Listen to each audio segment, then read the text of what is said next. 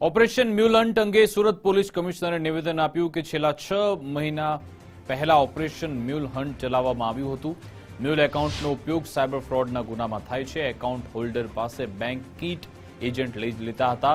પોલીસે ફરી operation mule hunt 2.0 શરૂ કર્યું. કમિશનર પર બેંક એકાઉન્ટ ભાડે આપનાર સામે કાર્યવાહી થશે. લોન અપાવવાના નામે બેંક એકાઉન્ટ ખોલાવી કીટ લઈ લેતા 57 જેટલી ફરિયાદમાં 61 આરોપીની ધરપકડ થઈ. 15 જેટલા બેંક એકાઉન્ટ હોલ્ડરને પણ એકાઉન્ટની જાણ નથી. આ એકાઉન્ટમાં કુલ 23 કરોડ રૂપિયા જમા કરાવ્યા બાદમાં રૂપિયા વિદેશમાં મોકલી આપવામાં આવતા હતા. આરોપીઓ સામે બીએનએસની કલમ લગાવવામાં આવી છે. સુરત શહેર પોલીસ દ્વારા છેલ્લા 1 માસથી જો એના પર ફરીથી further mule hunt operation mule hunt 2.0 ના નામથી અમે લોકો કાર્યવાહી કરતા હતા.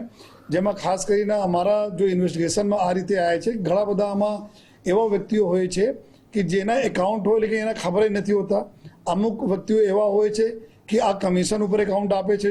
જો ભૂતકાળમાં અમે લોકો અરેસ્ટ પણ કરેલા છીએ આ લોકોના, જેના નોલેજમાં બધા થઈ રહ્યા છે.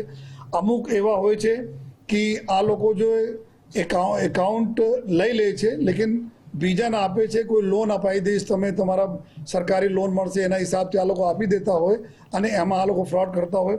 તો ઇન્વોલ્વમેન્ટ ખરેખર એકાઉન્ટ હોલ્ડરના છે કે નહીં એના બારેમાં બહુ જરૂરી હોય છે, જેથી જો ખરેખર જો ગુનેગાર છે એને સજા મળે.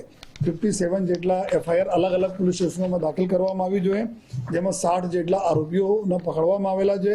આ જો આરોપી પકડાય છે એમાં મધ્યપ્રદેશના છે, દિલ્હીના છે, મહારાષ્ટ્ર છે, કર્ણાટકા છે અને ગુજરાતના આરોપીઓ છે.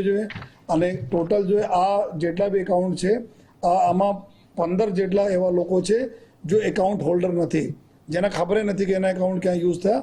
45 જેટલા આરોપીઓ એવું છે જે એકાઉન્ટ આપણા પોતે પૈસા કમિશન લઈને આના આપ્યા હતા.